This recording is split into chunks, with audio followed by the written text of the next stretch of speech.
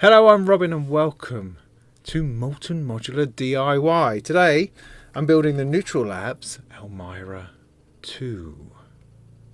It's a fascinating digital hybrid of sonic weirdness, drones and melody, the mashing up of modulations and interesting soundscapes into a tonal explosion of sonic explorations. It could be really exciting. Now, the original one I've got over here, which is this. I enjoyed this tremendously. It has a Soma Labs Lyra feel about it. There's these touch plates that you get involved in making connections, and then the conductivity of your sweat drips into the formulation of sounds and bleeps and noise. Lots of noise. Neutral Labs is very much into their noise, as with the rather sardonic and quizzical little man in the corner is just thinking, noise. Noise is what we like. So I'm expecting a lot more noise with the Elmyra 2, but I'm also expecting a lot more interesting things. A development, an evolution, a movement into deeper modulations, into effects, into melody. And that's quite exciting. So I'm going to build this thing. Now, I should first of all probably apologise for the state of me. I'm just back from holiday. I'm a bit frazzled. My face is peeling. I got bitten by mosquitoes. Someone's mowing a lawn over there. I've got the cockerels over the back going crazy. I have roadworks all the way down our road where they are putting in super fast sort of light pipe fibre optic internet stuff, which is awesome because it may mean I might actually be able to go towards uploading 4K video, which is very exciting. But all I mean is that I'm just stealing a little bit of time before I check my emails after being away for a couple of weeks, and before I think too hard about anything else. I thought I'd just sit down and do some soldering. So that's what I'm here for. And hopefully during the course of this, we'll come up with a rather nice little unit. So this should be exciting. Now, Neutral Labs sent this to me, so I didn't pay for it or anything. They sent it to me and said, hey, would you like to have a go because you built the other one so beautifully? And I said, yes, of course I would. That would be an absolute dream. So let's have a look to see what's in the box. First of all, the front panel is lovely. It's really good looking. I'm enjoying that a lot more. And you can tell that there's a lot of stuff already packed into it. Now, this is the board that I understand there's a lot of the real fiddly stuff is already installed. So at this point, my impression is that this is going to be a front panel build more than a resistor build. It feels like I haven't done a proper resistor build, proper build from scratch module for ages. We've sort of got into an era of the partial kit, I feel. And that's okay. That's okay. It means you get to the end result quicker. And also they can do far more complex things because of the miniaturization. In a smaller space, and that's all good for everyone. But I need to dig out a proper meaty component heavy build to do sometime soon. But yes, see, there you go. There's a whole load of stuff already on there. All the surface mount is there, which is beautiful. So I don't think I'm going to be dealing with this side of the board very much. Having said that, of course, when you're dealing with the other side of the board, which actually has all of the hardware on, all your soldering is going to be on this side of the board. So there's lots of room for potentially accidentally desoldering surface mount components, which is not a good thing. Let's not try to do that if we can help it. Otherwise, it looks like we've got a whole load of knobs and patch sockets and stuff. Now, the version that they've sent me is the little boxed version, which is quite gorgeous, I have to say. This is a neat little box. Wonder how it's powered. USB. Yeah, all right. So this is quite nice. It looks like it's 3D printed with little bits of almost smooth wood on the side. It's a nice attempt at a good looking little case. But I mean, either way, as you can see from the front panel, you've got holes here so you can drop it straight into Eurorack if you prefer. I don't know whether this contains the adapter power supply in order to do that. It does come with a rather nice kind of braided USB cable for powering. So that's pretty nice. And maybe keeping it outside your rack is a decent, interesting thing. Sort of thing you could just play with by itself. we'll look at that. So I'm going to put those bits in the front panel to the side for the moment. I have no side, everything's just full of stuff. Right, let's put it over there. There we go. And let's dig into the component packets. Wow, I mean there's actually quite a lot here. Some stickers. Now it says in the build guide that it might take 1 to 3 hours depending on your experience. So, you know, half an hour, 20 minutes, I reckon, yeah? Yeah, we can get that done. That looks like the sort of thing I should leave for a minute. Well, I mean, let's go to the build guide and see what it is that it wants us to do. Okay, so there's a list of all the components, which is great. It's very useful to have that. It means you can reference back to it when you're building it to make sure that you have the thing that you're supposed to be doing the thing with, and how many of them that there are. I'm not going to, am I going to count them out all right now? Something else here as well. They've got a column that says polarity matters ? And then it says yes, no, which is really actually very useful. What a nice thing to put in there. So you've got component, you've got count, you've got description, and you've got polarity and whether that matters or not. Nice. I like that. All right, I'm going to have to just empty this all out, aren't I? I think that's the reality of it. Maybe I should go through and count all the common bits. Maybe that's worth my time. So starting off with some jumpers, which looks like this packet of stuff. Oh, what's that? Oh, it's a little badge. Oh, how lovely. That's really nice. Gorgeous. Gorgeous.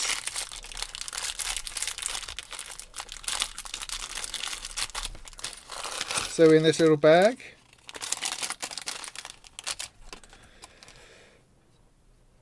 ooh. Now these, I think, are these scratch type cards, like preset cards that you can plug in and they do particular things. They've got like various resistors and processes wired in on the back, and so you plug these into part of the synth and it changes something. So that's interesting. They also do this with their Scrat filter, which is a kit that I haven't built at this point, which I mean to get onto at some point. Those are interesting. Let's put those over there out of the way. I've got some kind of cable, got some LEDs, different colours, got some nuts, some headers, some more LEDs, and this strange 4-stick something or other. It's an LED RGB 4-pin white square body with dome. Yeah, definitely got one of those. Cool. Right, that's what's in the other stuff. So I've got trim style knobs. I've also got regular pot type knobs, pot type pots. Got a lot of these little buttons. 6 of the 100K pots. 25 of 25 knobs. Put those over there. Organisation. Good, lovely. Okay, I've got the knobs in there. I've also got the patch sockets. So these knob heads, can get out of the way over here. What am I talking about? No, okay, patch sockets over here, because I think I'm going to be doing some sort of hardware stuff first. So I need to find all those bits. Then these are the little touch plate things, much smaller than those on the original. 8 of those. A bunch of risers, washers. Now a lot of these washers are going to be for the patch sockets. Good, load of stuff. Right, where was it saying? So put the 8 plastic washers onto the 8 touchpad screws. Now I'm assuming these are touchpad screws. So washers are, plastic washers look like these. So my assumption is that goes on there. Insert the screws into the holes on the bottom part of the front panel and secure them from the back as follows. Each upper row screw is attached with a brass spacer, and the bottom row screw, a voice 1, as well. The remaining 3 are simply attached with a brass nut. Okay. Alright, so let's put our 8 washers onto our 8 bits to start with. Like so. Then we're going to need our front panel.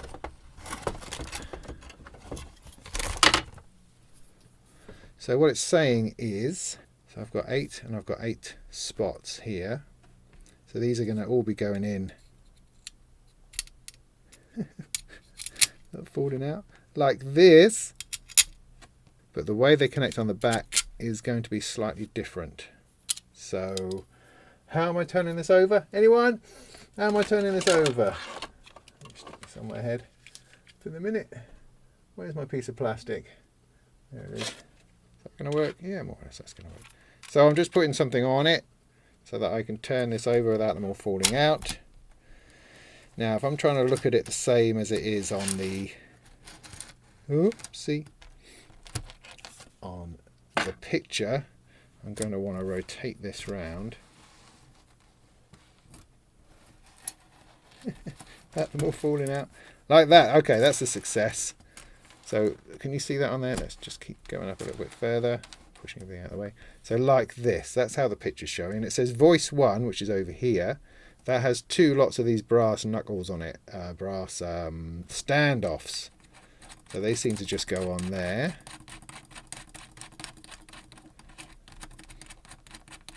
Yeah, that's not working. And on there. So it's actually turning the thing underneath, so I need to hold that a bit more steady. Try to get that on there. How's that? How are you get? Alright, I mean, okay, not worry about it. So then to the next one, it appears to have one there. And then to the top one there. And then for these other 3, you just use the nuts. So those are all connected as so. So I'm just going to tighten those up a fair bit. Wonder if I need to get a pair of pliers into this. Let's go the right way, shall we? Yeah. So I'm just tightening that up a little bit with my finger holding it underneath. Good. So that's the touchy-feely parts all nicely on there. Good.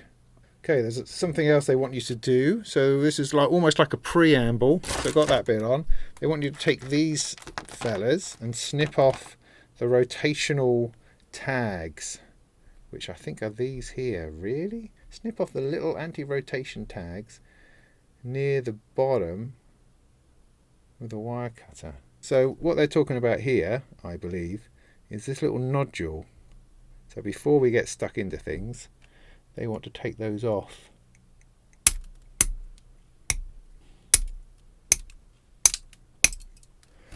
Right, good. I hope that was right. Right, okay, now onto the PCB. PCB, this fella.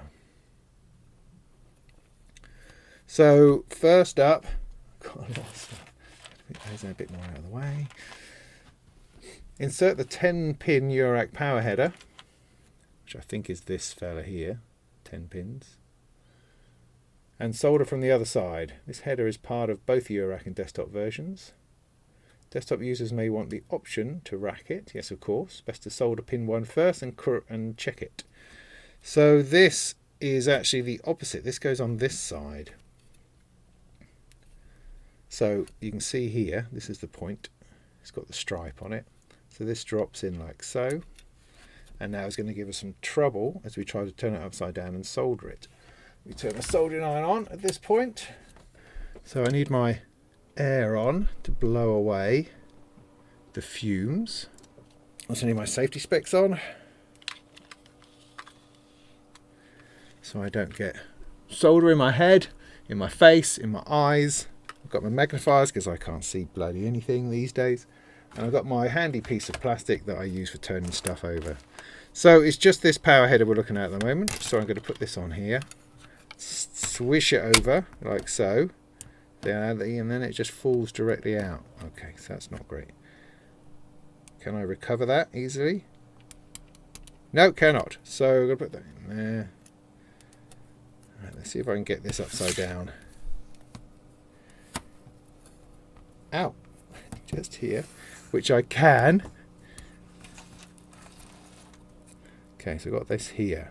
Now I'm just going to use one of the pots on the other side just to hold it level, so it's as flat as it could possibly be.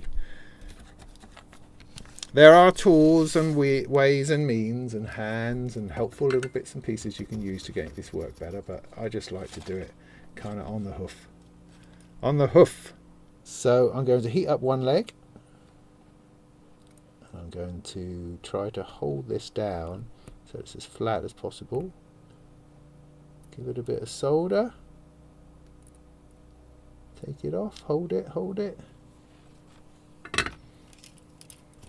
and then check that that's all right. Does that look more or less flat?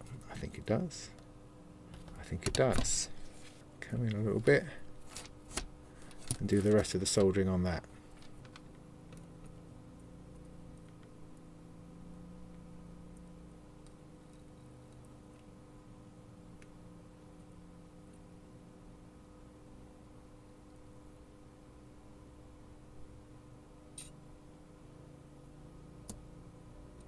Good. Okay, super. What's next then? Okay, only the desktop version has this crazy power connector, this fella here, for the USB power. Put it in place and solder. Double check the orientation. The open slot goes towards the middle of the PCB as indicated on the silk screen. So we're actually looking at this pluggy bit here. And this goes on the edge, somewhere near this thing here, I think, this way round. J4 is on the board. Got a positive and a negative. You can see that that's where the front edge goes, the open bit. So it needs to go in there like that. Now this height of this capacitor here should be good, I think, for that. But let's turn it over and have a look.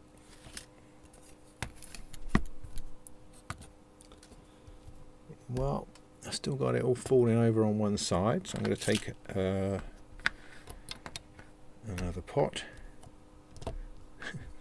stuff them underneath, just a little bit of holding on. Okay, solder that in place.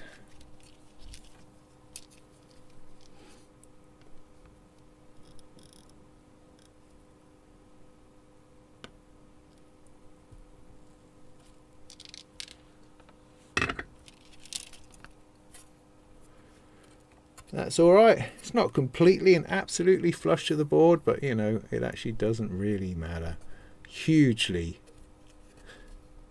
Good enough. Right, now flip over and do the 9 switches and their button caps without soldering. Right, red cap goes on switch 4, all others receive a black cap. Okay, that's interesting. So we're just going to put these in place all across this thing here. So let's get it up the right way, just like that. So you can see switch 6, 7, 8, 9, and then switches up the side here. Now if we go back to our build list, the switches, it says there's no polarity, which means it doesn't matter which way round they go. So let's put in our switches.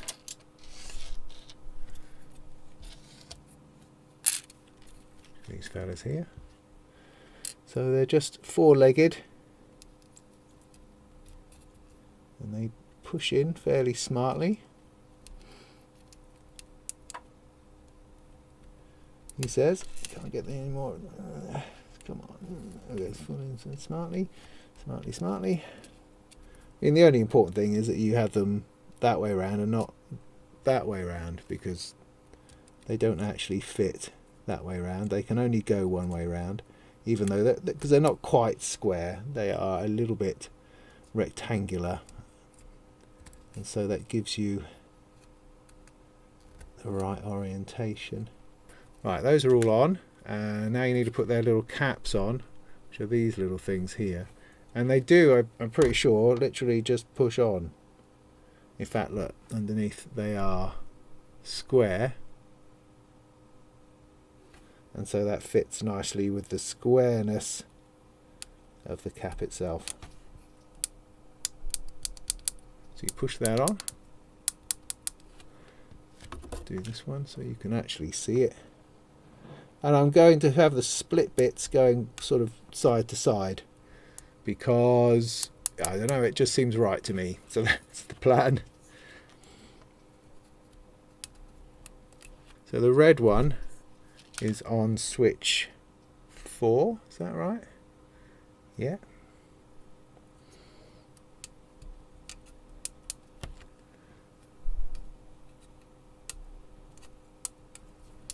Lovely. Insert the Thonk sockets and pots. So basically it's stick everything on time. That's the idea. But we're not soldering anything yet. I imagine we're going to do all of this and we're going to stick the front panel on, but we'll just see. So it looks like we're going to have a massive bit of soldering to do shortly. So we've got all of those on. So the question is, do I want to do the sockets next or do I want to do the pots next or what? But it suggests doing the sockets first. It's best to do this row by row so you have enough space around the components. RV1 to RV6 are green metal pots, all the other pots are black plastic pots. Hold the PCB edges to place it supports so you do not accidentally move the components before soldering. Also insert the two 5-pin headers. Gee. Then insert all the LEDs. So it's just the whole lot. So doing the whole lot, right? The whole lot. It says doing it row by row. So like go across like that. That seems to make some kind of sense. Should we do that? I might put some music on while this happens. What do you think? And just let me get on with it. Population of this. Well, let's do a row together, shall we? So with patch sockets, you have the twangy leg out the front. See that twangy leg? So that's the thing that tends to be outside of the square of the screen print. Sometimes you share them. I don't think they do on any of these because it looks like this one here has its twangy one up there, this one has its twangy one down there, and this one has its twangy one down there. But often between patch sockets you will actually share the twangy leg, which is the earth, the 0 volt thingy flip. So to put it in, I tend to put the twangy leg in first, and then it sort of pushes up against it, and then lo and behold it's in, and it tends to hold. They don't tend to fall out too easy. They do fall out, just not too easy. Then next to that we have one of these with its 3 prongs. Try to sort of get those in first and then push back onto the 2 lugs that hold it, and that generally works all right. Then I've got a bunch more of these. So twangy leg, and then it's in. Twangy leg first. In. Then you've got these 2 rows here that it's suggesting should be for headers. Now I've got these two headers here. That appears to be those. So those go in. They're not one way or another. They're just going to rattle around for the moment. Then I've got 2 more of these. Oh, I've got a screw stuck in underneath at a slight angle. Now I will just stick in a couple of these and then I'll speed up to do the rest, just so that we've inserted a bit of everything, and I'll stop and we'll do the LEDs separately. Alright, so these ones again, 3 prongs and 2 prongs. It's got this prong at the back. Don't know if that's important at the moment. No, it's got front and back, so that must be the heighting of it. So you've got RV5 and RV6 here, which are both these ones. So put the 3 in first and then push down. Yeah, you can see that the height is good alongside the patch sockets. So that's the reason for those little tabs underneath. Now you might find that some of them are a little bit bent. All we do is bend them so they're no longer bent. There's always 1 or 2 of these that give you just a little bit more trouble than they need to. 3 in. There you go. So I will populate the rest of this and I will see you on the other side.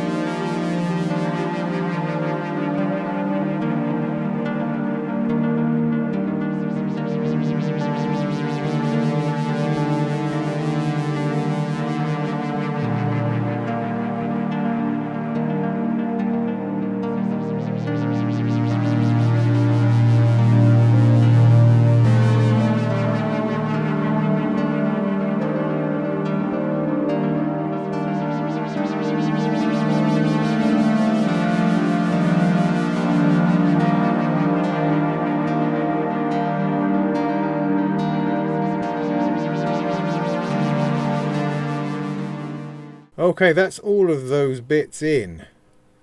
The whole lot. They're all sitting there, tantalisingly, sort of a little bit loose and precarious, and at any moment are going to bounce their way out.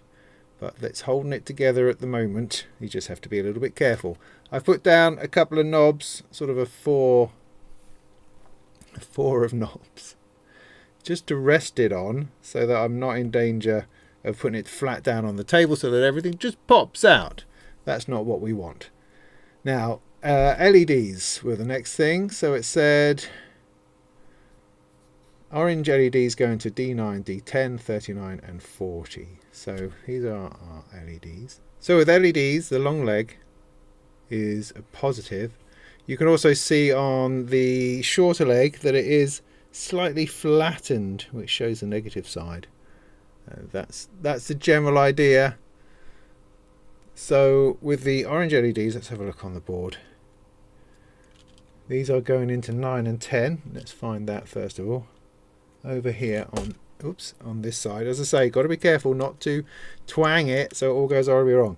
So you've got 9 and 10. Now on this, it's nicely printed on the silk screen exactly where the positive and negative is. So the negative in this case is the square. The positive is the round one, so the long leg should go in the positive, in the round hole. Same with this one, long leg goes into the positive side and the circle side. That goes into the square side. These ones over here go into 39 and 40. 39, 40, you can just about see. So 39, again, long leg into the positive. That goes in. Just throwing it away. And 3940 is down here. Long leg positive. Goes in there. The red one is D42, which is down here next to the red button. Funnily enough, again, long leg positive. Make sure it goes the right way around, or LEDs are just not going to work. 4 clear LEDs are actually super bright orange. To light up your fingers below the touchpads. Interesting. Where are the touchpads? Do we think down here? Probably. And they go into the 4 LED footprints at the bottom. There. 1, 2, 3, 4.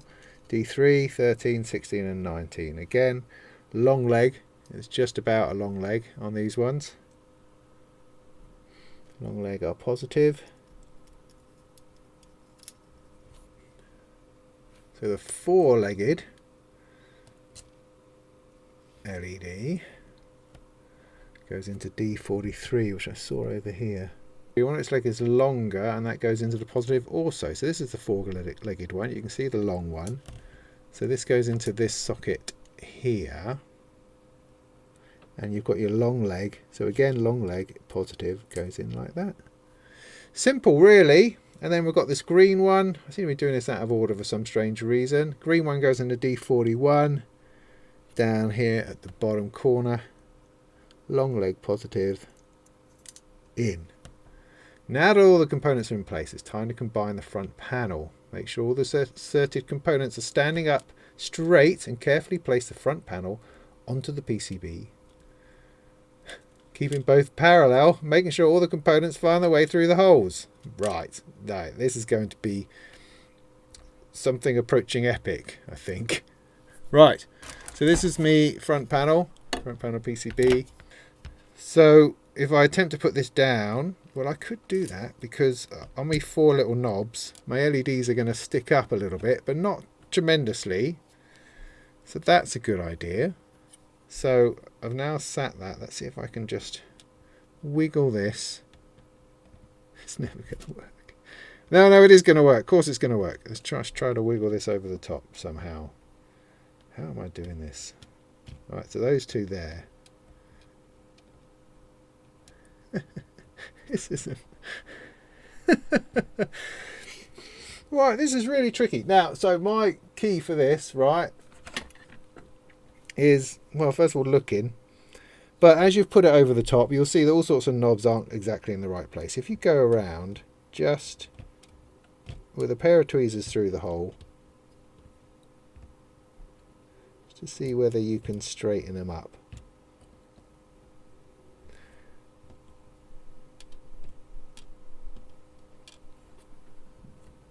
You'll find the one that's holding everything up. So I'm just going to give it a little bit more of an adjustment. Wait, it's through on that side. Okay, okay, okay. We've got some action going on. That one. Let's push it through. That one there. There we go. There we go. See? My system did sort of work. Now, as far as the rest of them go, you can kind of do the same thing with the patch sockets, but I think at the moment what's holding it up is the LEDs underneath. So I'm going to lift it up and see if I can get it to go down that little bit further.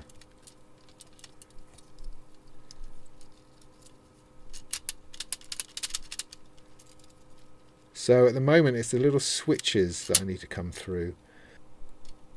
Oh, apply a little bit of pressure, that seemed to help. There we go. There we go. That seems to be down. Check that all the buttons are through.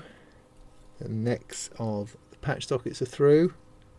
It's just, you know, whittling and fiddling is what makes it happen in the end. Whew.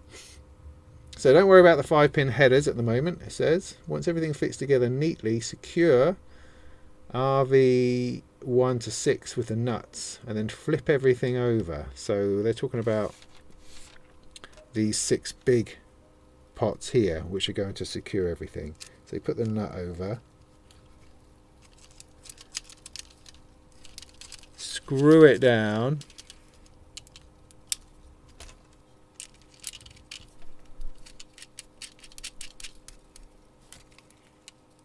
okay, so those are all on. Doesn't seem quite, yeah, no, they're all on. So once those are on, it suggests flip everything over and attach the 5 remaining brass nuts to the spacers and then tighten. Okay, so anyway, I've got these nuts on here, so it's saying I should be able to turn this over like that, and it wants me to secure these nuts here.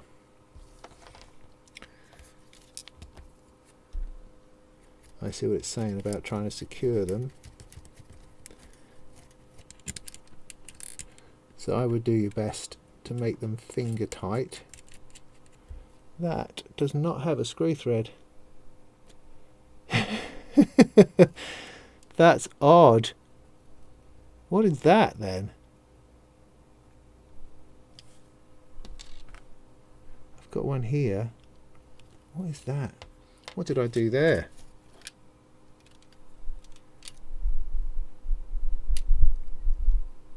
Very bizarrely, I seem to have one of these brass things doesn't actually have a screw thread on it. That's very odd, but I seem to have a spare. Oh, which is, the whole thing is just a bit odd. But the most annoying thing is I'm going to have to take the whole bleeding thing off in order to undo that. Don't know whether I did something wrong there and that's actually for some other purpose. But what's going to happen is I'm going to have to take, am I going to have to take this off? The whole front panel off. Is it possible to get that out of there? It's not, is it? It's not. Going to have to take the whole thing off. Awesome. Just fantastic. I'm going to risk bending it. So let's get all these up.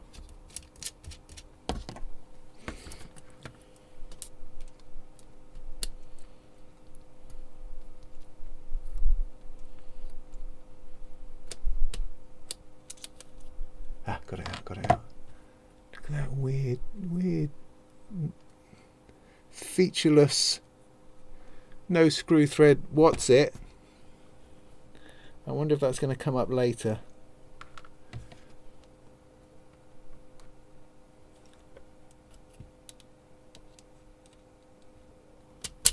Yes.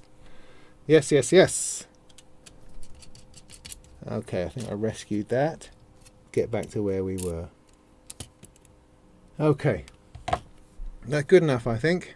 So it's suggesting, if we're using the desktop version, that you could actually lay this into the case, and that way nothing is being pushed from the other side, and it's just all going to be sitting up against the front panel. That's good. So it's also saying don't do the LEDs or the 5-pin headers, which are these ones here. Solder all the pins on the sockets, switches. Do not solder any pins on the pots, LEDs or 5-pin headers. So just the thonky conks. See, that's a little bit tricky to tell. Now, I've got one there that's sticking out, one there that's sticking out. I'm just going to examine that from the other side for a moment. Because the problem is that screwing this up means that they don't necessarily poke through as well as they should. So some of these are pulling out.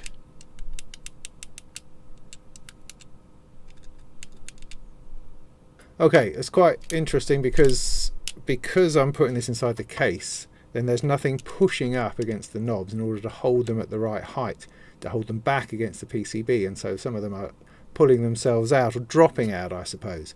Now, in terms of doing the patch sockets, that's slightly different because those are squashed between the front panel and the PCB. So they're, because of their shoulders, they're being held in place. So what we're going to do is we're going to use what they're saying here by putting it in the case and then just soldering all of the sockets. I think that's the way forward. Just be mindful about which ones that they are. They're the ones that are in little groups of 2 and 1, 2 and 1, 2 and 1, 2 and 1, like so, as opposed to the big lugs and the 3s. Those are the ones you want to avoid at the moment. And also avoid these headers here. And the LEDs. Alright, so slightly complicated, but hey, I'm going to solder all of the sockets and see where we get to and what happens next.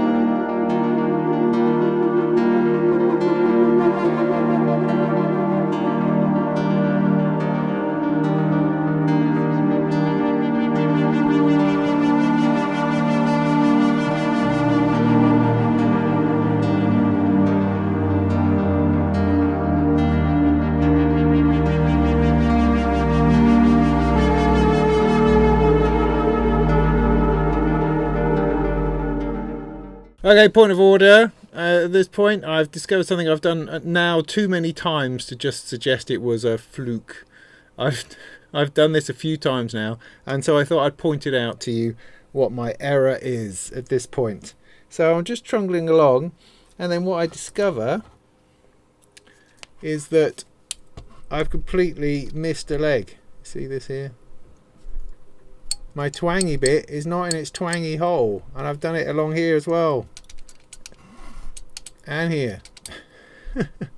That's just terrible, because what that means is that I'm probably going to have to take the whole thing apart. However, I did the first one of those that I encountered, and I just sort of bent the leg in and that seemed to work. So I'm going to try to do that again, but it's not a happy state of affairs.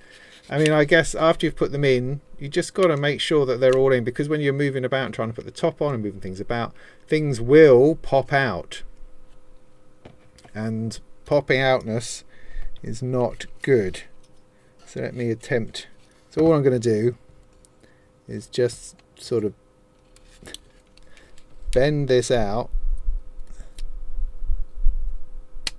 and then back into the hole, because that's all you need, like so. Did you see that? Well, I've got more to show you, so if you didn't see that one, see if you can see this one. So I'm just bending it back, twisting it a little bit, trying to get it up through the hole, and this one bending it out. I mean, unless you really waggle it and break it, then you should be fine. Don't think I have any anywhere else. It's only likely to happen on the edge of the board, really. Okay, they should now be fine. Flipping Nora. As you were.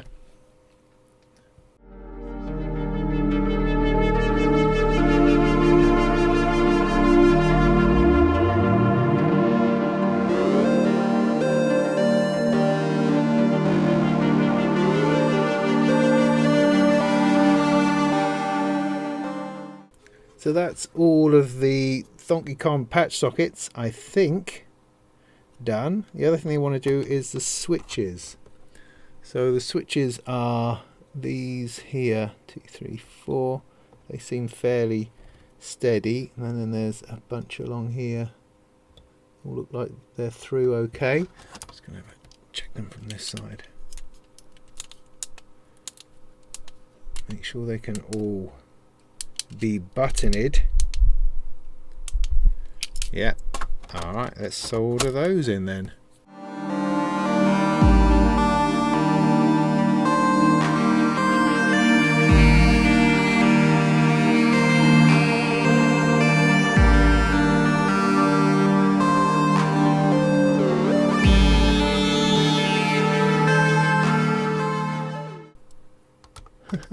About to say, right, I think that's all that soldered in, and I spot one that isn't.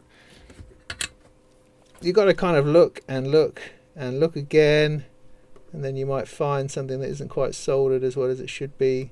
You can't always see from the right angle.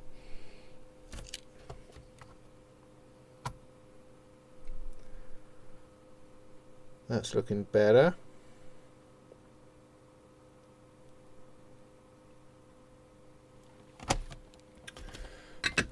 Okay,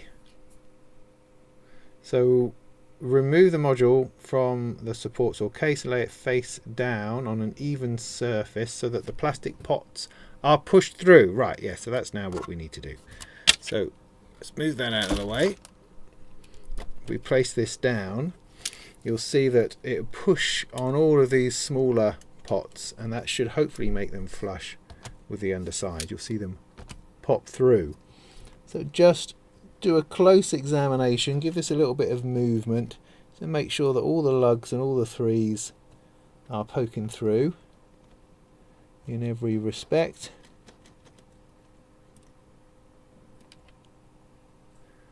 They look good to me. Now solder all of the pots. Don't do the LEDs. So all of the pot stuff, still leaving the LEDs to do their own thing at the moment.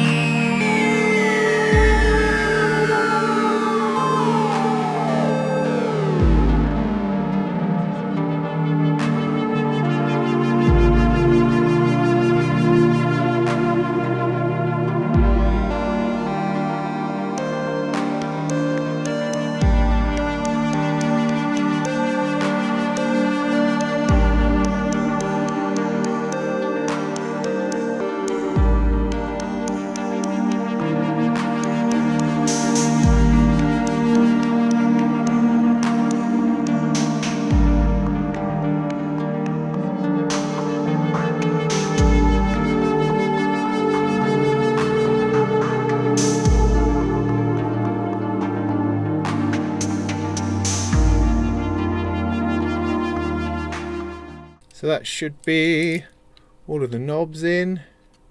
Lovely, lovely, lovely knobs. Lovely, lovely, lovely. Now I imagine it's LED time now. So what does it say?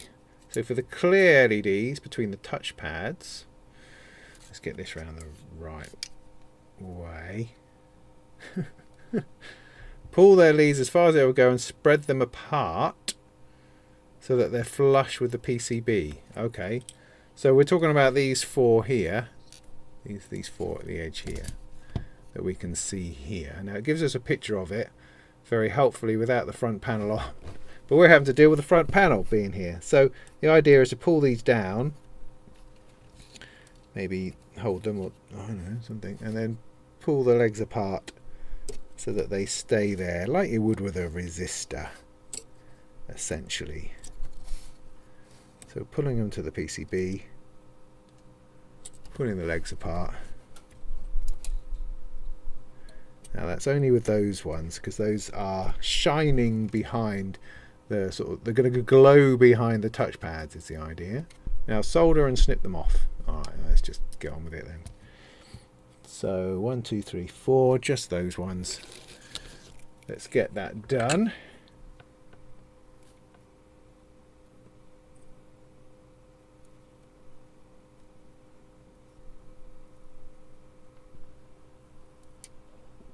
And then snip them.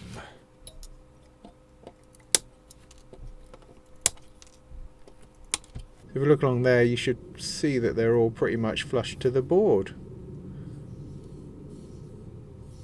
which is lovely. Okay, so now it says attach all the socket knobs. I've still got LEDs poking around at the back, which is a pain, so I'm going to put out my 4 knobs to rest this thing on again. So it's suggesting that we want to put all the sockets on here just to make sure that the front panel is pulled in enough so that the LEDs, which are going to go behind the little squares here, are as right as possible. Or something. Oh, I don't know. It just says put them on. So let's put those on, because they're going to have to do it at some point.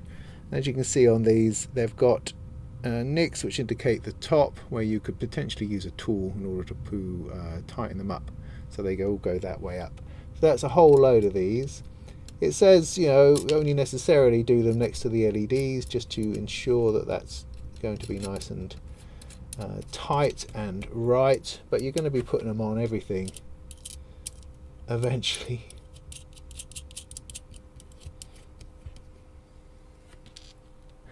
This is Fiddly Town. Come on. Okay, that took bloody ages. There we go. That's all of those sockets on. All LEDs should now sit as close as possible to the front panel. Each also needs to be positioned in the middle of the viewport on the front panel, pointing towards it. The best way to ensure that this is as follows. Apply some solder to one of the legs and its solder pad while keeping the iron in place. Grab the LED legs with a pair of tweezers and move the LED while the solder is hot, carefully pushing it against the front panel and centering it behind the viewport. Check by peeking in from the side. Whoa! Once you're satisfied, do the other leg. Okay, right. So I've got... So what you're trying to do is center it. Cool, crikey, this is asking a lot, I think. Now, how many hands are you going to need to try? So you're trying to center this on the pad, yeah? So you see how wobbly that is? You want it up against it and centered. Now I wonder whether bending the legs at this point would help in positioning it. It will certainly help with the height. It's not going to help much with its position. So what they're suggesting is that you apply solder and then sort of move it until it's right, holding the iron on. I think you can only try to do this one at a time, can't you? Alright, here's my plan, right? I'm going to stick a bit of solder on this leg here. So this is up where it needs to be. I'm just going to solder that on there. Then I'm going to remelt the solder and attempt to move this till it's more in the right sort of spot. Like that. See, that's pretty good. I think that's the way to do it. So now you can see, hopefully,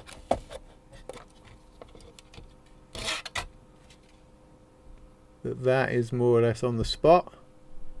So if I solder the other leg, that one should be a good one.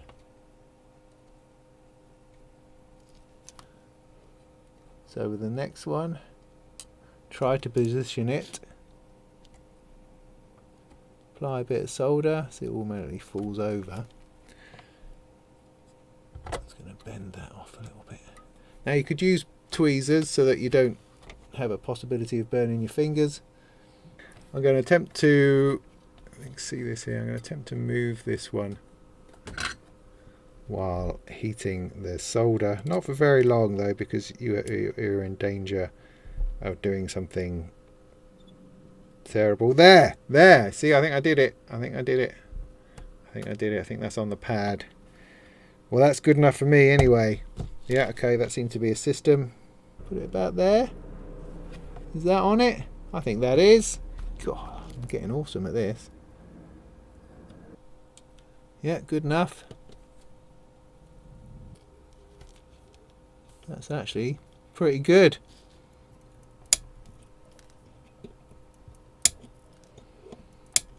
Okay, now we're on to the headers, which are here somewhere. There we go. These things here. So push the two 5-pin headers into the slots on the front panel so they sit flush with the surface. For aesthetic reasons they barely fit, so it might take some wiggling.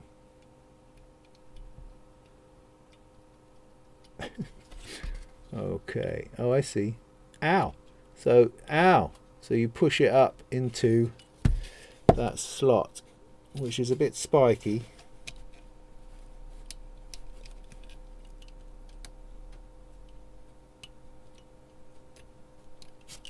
So I've got one of them in, the other one's being a little bit tougher. I might attempt to use some sort of tweezery things. So a bit of wiggle and then they come through. You might want to make them flush. Just push them down a little bit, but they seem to be held pretty well. Is that what it's saying? Sit flush, yeah. Put some tape over the slots from the front side, soldering the middle pin. Careful not to touch. Remove the tape to check the positioning. If there's an angle in one of the headers, repeat and solder and readjust. Put the tape back on, solder. Mindful of the components. Snip off the protruding parts, but it's not necessary. Okay, I mean those are held in pretty well I think, so I don't know that I'm going to tape them. I will just solder a single leg.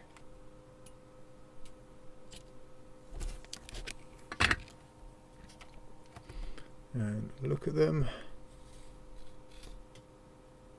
They look pretty good to me.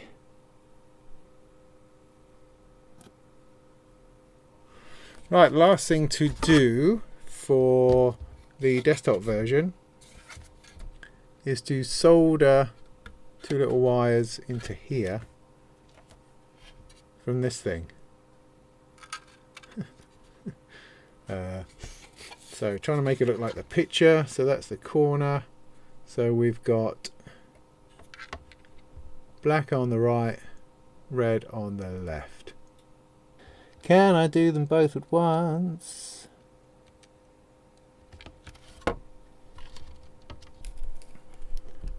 Black on the right, yeah, red on the left. Try not to melt too much of that cover.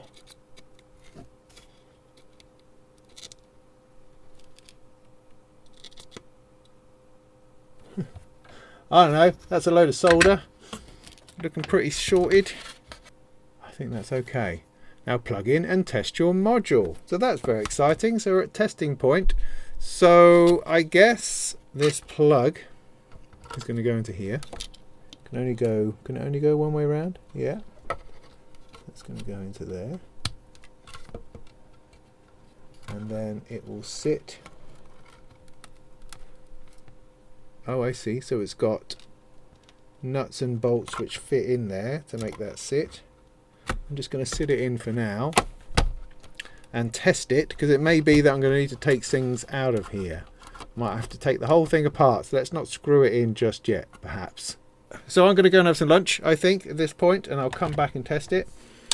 See if it sparkles into life, whether it glows into existence, and whether it bashes our eardrums with something interesting and fascinating. So we are at that very exciting stage. And I know you're thinking, how on earth can he go now? But I am just so hungry. And I have people calling me. I have to go and do that. I'll see you in a minute. Right, I'm momentarily refueled. I have my cable, which hopefully should turn this on. I haven't screwed anything in. I haven't put the knobs on. I'm just going to see whether it lights up. And then potentially we'll see if I make any sound. Oh, it's a right angle one. That's quite interesting. So that pops in there. I believe there's calibration to do, which is always exciting.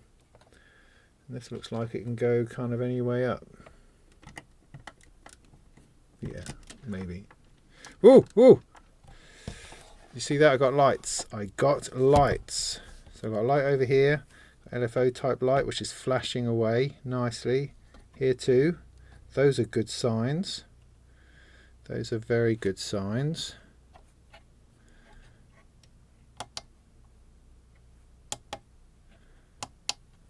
Charm or crumb or something.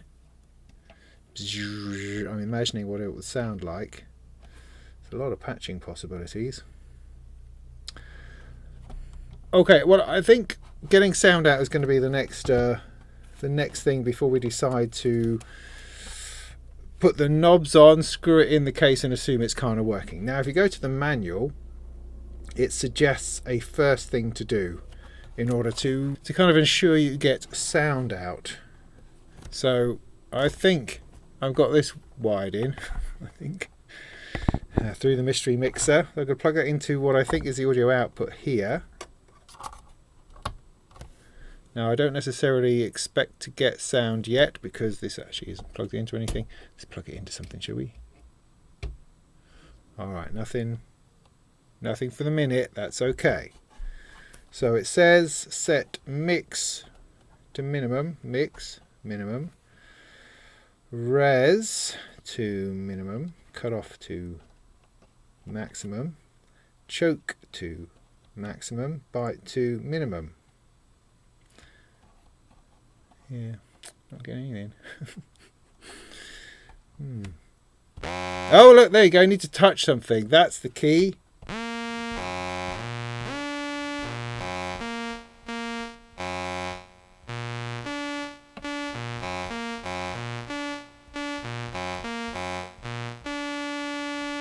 Alright, so theoretically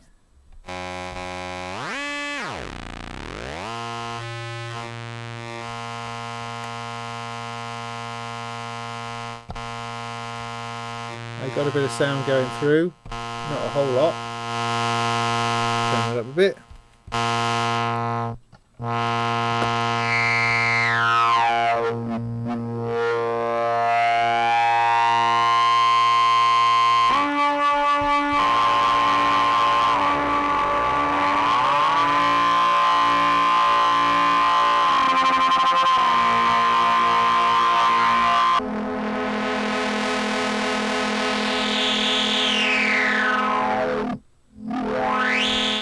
So we get sound, absolutely successfully get sound, that's great.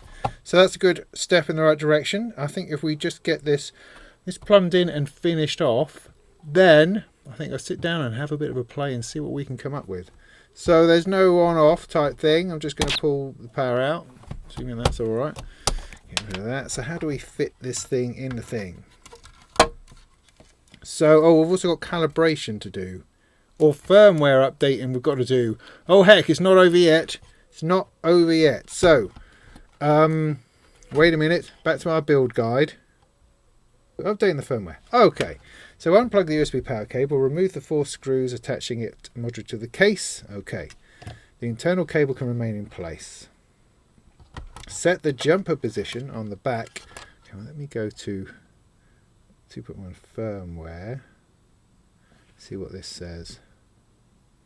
Alright, so it's a download. The firmware appears to be a download. So I don't know what firmware it has in it. I don't know how I'm supposed to know. So I'm going to have extracted that. I guess I'm going to stick it on. That seems to be what I should do, I think, at this point. So on the back here is a jumper. There seems to be a jumper here, which says update and normal. So set the jumper connector on the back to the update position. Connect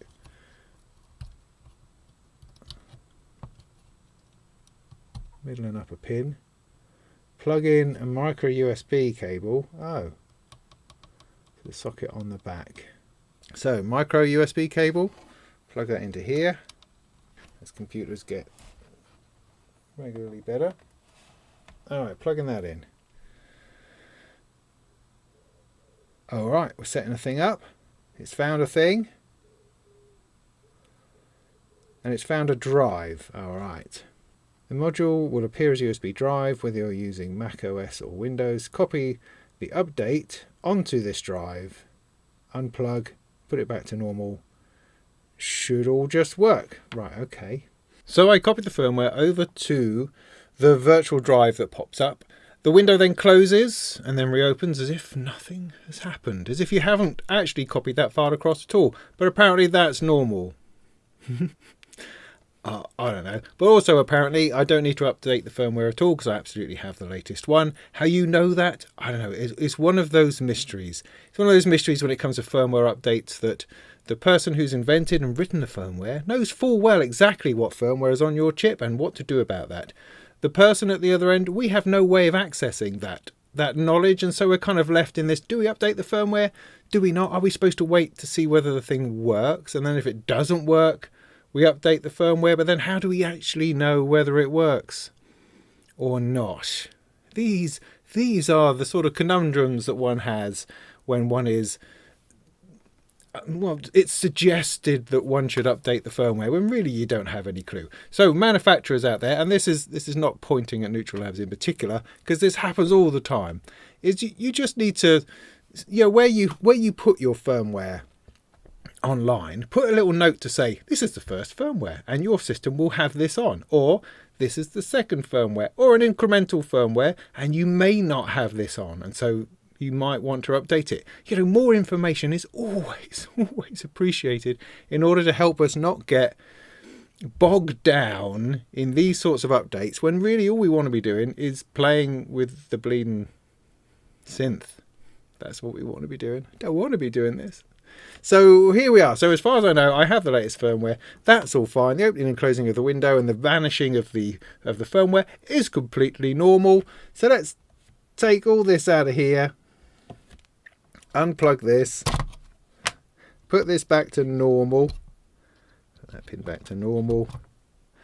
Then we can plug it back into the case. Now to do that, I'm going to add these little corner pieces, these things here, these little screws into the side so that I can screw the thing together. Now this is kind of like having floating Eurorack nuts, which, is that a good idea? I don't know. Anyway, they go in there quite spartly, so that's okay. Okay, let's turn this over. Drop that in there, and then I've got... and then I just drop it, and it comes out. Oh, they've all come out. Right, let's stick those back in. So there you go, note to self. When you put those in, try not to make a big clunky sound. See if I can find the right sort of screwdriver. Oh. Oh, bleeding heck. Look at that. Look at that. So, oh. No, don't do it. Don't do it. We don't need security style nuts. We don't. These bolts here, right? I don't have. Do I have anything that's going to do that up? What a flipping pain in the arse. Right, forget that. Look, it's so unnecessary. It really is so unnecessary. I mean, for heaven's sake, just give us normal screws with normal screw threads, or provide us with a bleeding screwdriver. Ah! Ah! No, so, right. Okay, I'm back. I'm determined to finish this. I've now got some knurlies, which hopefully are going to be the right size.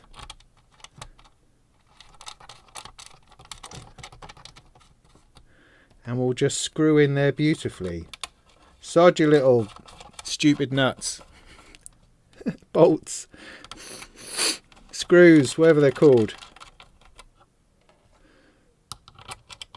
That's alright, it's just it's me working out my slight firmware frustration. That's all it is. Come on, work for me. Work for me.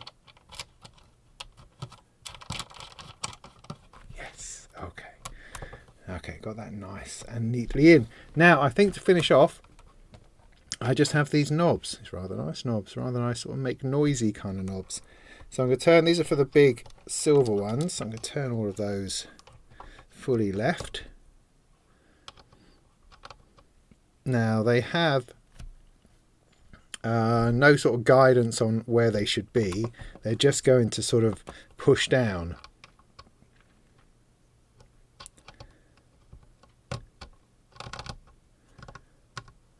So I'm going to want, I think, I'm just going to put this one on a little bit to see how that goes round. That's not too bad, is it? It's not entirely symmetrical. If I was to pull that off, go one more notch round. See, is that better or worse now? That's the question. See, that's slightly different. See, that pleases me slightly more there. But then if I go all the way around to that side, it's just slightly over. But that, I think, is what I'm going to go for. I'm going to go for that kind of amount. They look about right. They look about right. So I'm going to push them down. They all move nicely. Lovely, lovely. So let me plug this back in. I get some lights, I get some spinny lights, I get some flashy lights. I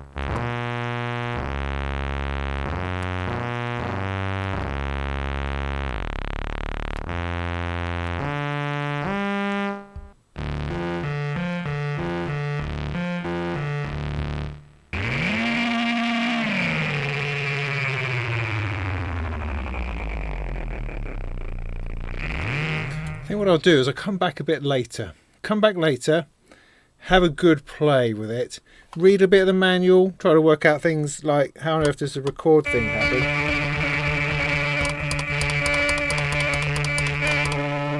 I haven't worked that out yet. It's not like press the record button, record stuff, and then press play and it will all just work. No, that doesn't seem to be a thing.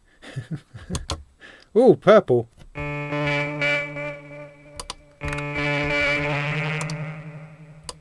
No clue. Anyway, there's lots more goodies to find out in this little box, and I'll come back later and do a big demo and then talk about the whole thing.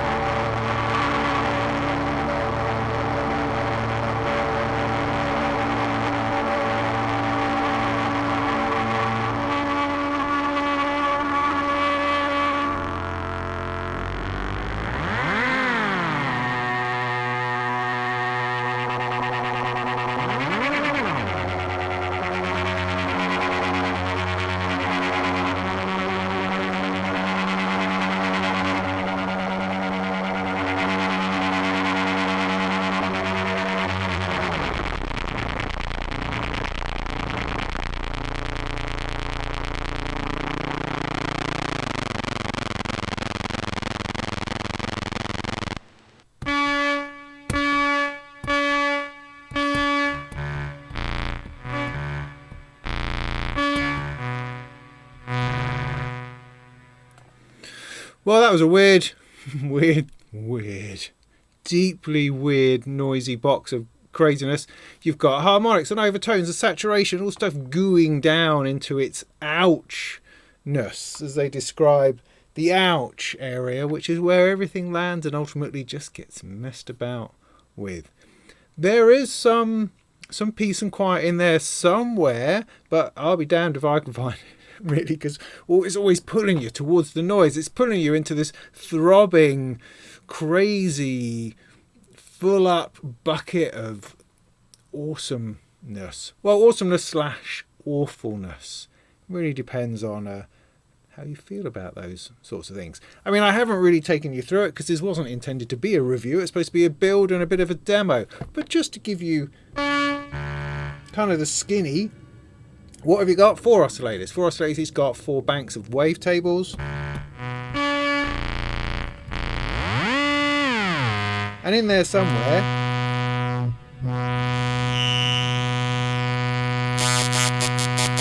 is something relatively sensible. Relatively.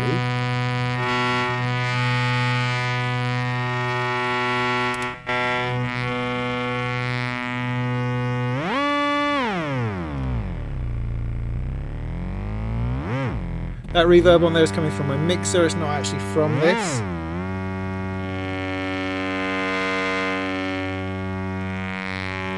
But everything has an edge to it. Now you can calm down the saturation. There is a sort of a shortcut to getting inside the memory somewhere where you can put in a code and that just calms things down a little bit. But why on earth would you want to do that?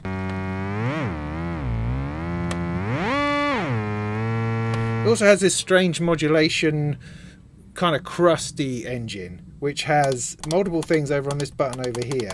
The mod P button. But you just set it to different things. And you turn up the mod knob, and it has different things. It tells you somewhere what those are.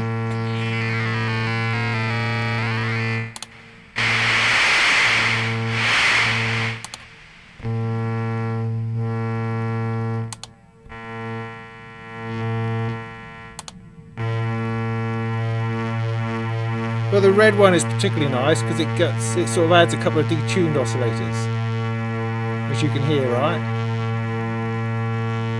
So that's pretty nice.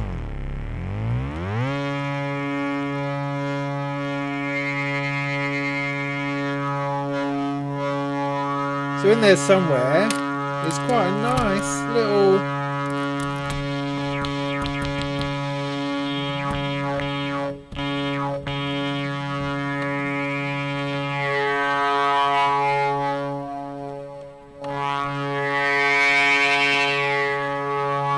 thing. You can switch on a chromatic mode. Keeps it all a little bit more together.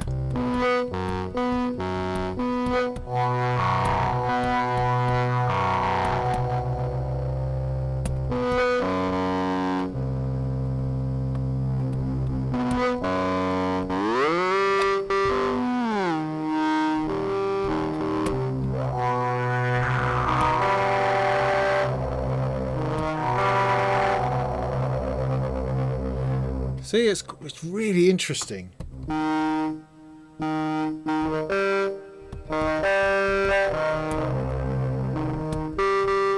What is not quite so interesting, I think, is that delay. I don't know what is going on with that.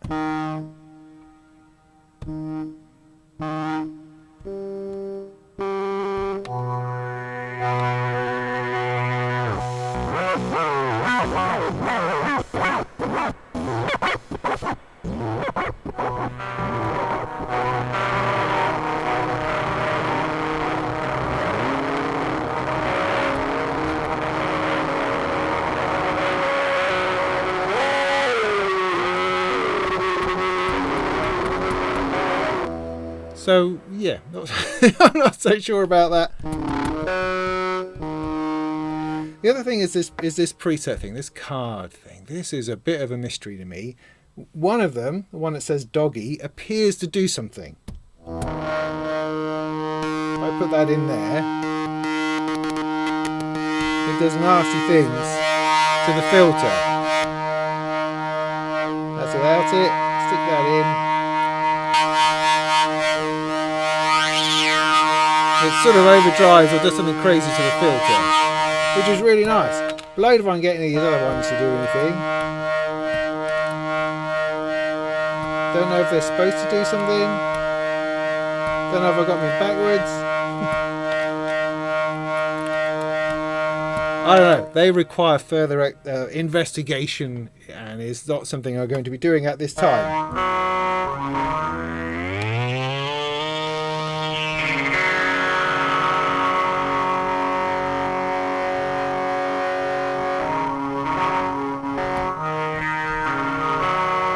Sequencer is weird. Yeah, no, definitely weird. You keep scratching your head going, I don't have any idea how this works. Oh, and then you get it to work and you go, oh, that's quite fantastic. And then how do I get the other? Oh, I do that. So strange sequencing, but it does give you movement. I mean, I think the idea is that you turn it on. Probably better off put it on drone mode.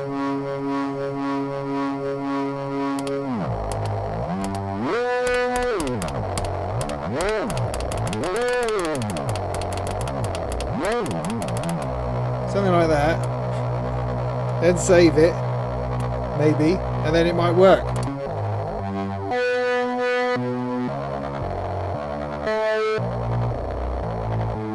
Nice, you can do that for all four, because they're all four independently.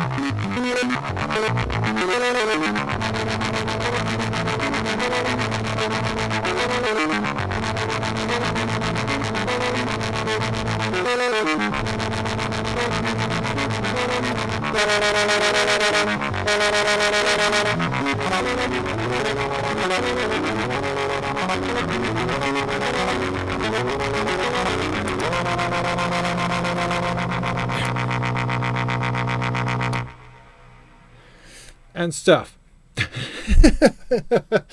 So yeah, the Elmyra 2, fascinating. You lose 7 hours for this noisy mess of stuff smashing into each other. It's quite an extraordinary, and you keep wanting to touch it and you keep wanting to play, and that's always a good sign of a good instrument in my book. The build of itself was not that difficult. There was a lot of these patches, sockets and bits and pieces to put in, so it was fairly fairly drawn out in that respect, and not fascinating because you weren't really building the whole circuit, you were just putting the front panel on. Instructions were good, took you through everything really nicely, so I like that a great deal. So it wasn't difficult, and it all just sort of came together quite nicely. So yeah, it's been a couple of days I've been fiddling with this because I've been so distracted by other things, but it's good to come back and finally get a little bit of sound out of it and really immerse myself in the crazy, zany, bonkers world of the Neutral Labs Elmyra 2. So yeah, I hope that was helpful. In the meantime, go make some noise.